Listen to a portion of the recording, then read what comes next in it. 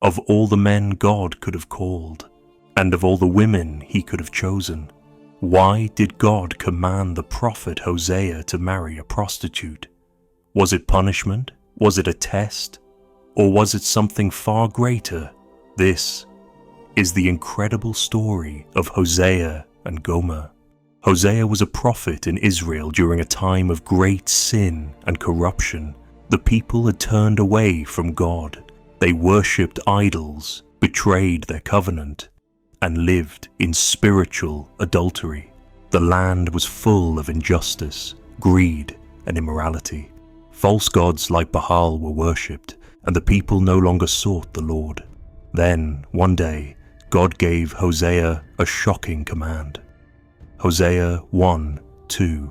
Go, take to yourself a wife of whoredom, and have children of whoredom, for the land commits great whoredom by forsaking the Lord. God told his prophet to marry Gomer, a woman known for her unfaithfulness. Why? Because her brokenness reflected the spiritual state of Israel. Imagine Hosea's pain. A man devoted to God, now called to wed someone whose past was filled with betrayal and shame. Yet, he obeyed. At first, Hosea and Gomer lived as husband and wife. They had children together. God even gave their children prophetic names: Jezreel, a warning that Israel's kingdom would fall; Lo Ruhamah, meaning no mercy, a sign that God would not spare Israel's judgment; Lo Ami, meaning not my people, symbolizing how Israel had broken their covenant with God. But just as Israel was unfaithful to God, Gomer was unfaithful to Hosea.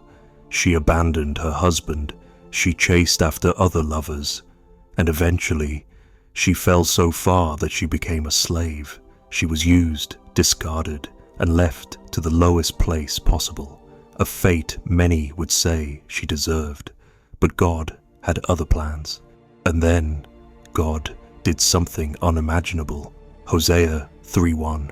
Go again, love a woman who is loved by another man and is an adulteress, even as the Lord loves the children of Israel. Hosea bought back his own wife, paying a price to redeem the woman who had betrayed him.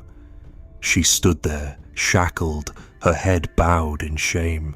She likely expected nothing but scorn, but instead of wrath, she saw love. Hosea paid 15 shekels of silver and a measure of barley to bring her home, a price that showed she had lost all worth in the eyes of the world. But in Hosea's eyes, and in God's eyes, she was worth redeeming. Hosea's love for Gomer was a living prophecy, a reflection of God's love for us.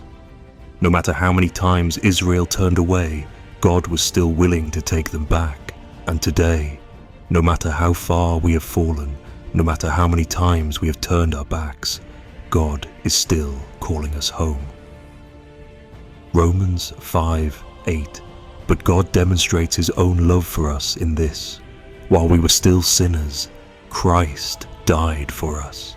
Hosea's story is not about punishment, it is about redemption.